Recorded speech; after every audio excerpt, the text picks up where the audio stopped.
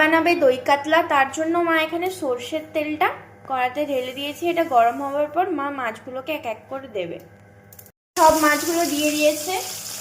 তো পেটির পিসগুলোতে আমরা বানাবো আজকে দই কাতলা।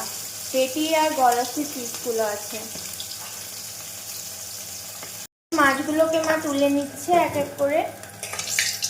সব মাছগুলো ভাজা হয়ে গেছে, তুলে নেওয়া হয়ে গেছে। চলুন এবার দই কাতলার রেসিপিটা বানানো যাক।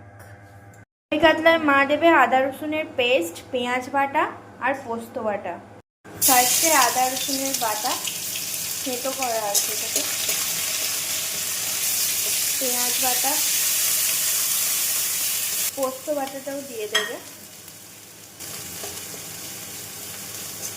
হলুদ গুঁড়ো, রেড চিলি পাউডার, লঙ্কার গুঁড়ো। এটাকে আবার কিছুক্ষণ ধরে কষতে হবে। পরিমাণ মতন সল্ট, সামান্য একটু জল দেওয়া হয়েছে যাতে মশলাটা পুড়ে না যায়। এখানে একটা থেতো করা এলাইচি দেওয়া হয়েছে।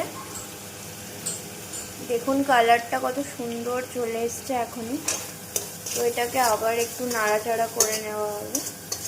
রাখা আছে কাঁচা লঙ্কা, টক দইয়ের ওপরে একটু সামান্য মতন চিনি দেওয়া হয়েছে, এটাও যাবে ওই গ্রেভিটার ভেতরে। চলুন দিয়ে দিই।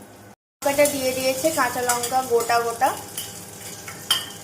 এখানে ফাটানা টক দই আর ওর মধ্যে রাখা চিনিটাও দিয়ে দিয়েছে। তো এটাকে আবার একটু সামান্য নাড়াচাড়া করে নেবে। দেখুন তেলগুলো কেমন ওপরে ওপরে ভেসে চলে এসছে। এবার দিয়ে দেব আমরা মাছটা। এখন নেড়ে নিয়ে মাছটা দিয়ে দিল মা।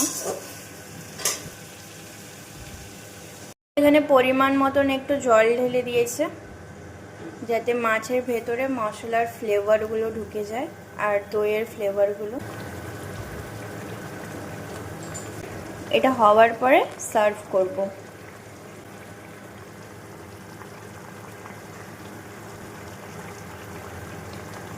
তো এখানে আমাদের দই কাতলা সার্ভিং করে দিয়েছে মা। দেখুন কেমন টেক্সচারটা এসছে, কালারটা দেখুন, দেখেই খিদে পেয়ে যাচ্ছে। এটা হচ্ছে আজকে আমাদের লাঞ্চের মেনু, দই কাতলা। এই রেসিপিটা যদি ভালো লেগে থাকে তাহলে লাইক, শেয়ার আর কমেন্ট করে দেবেন। টাটা।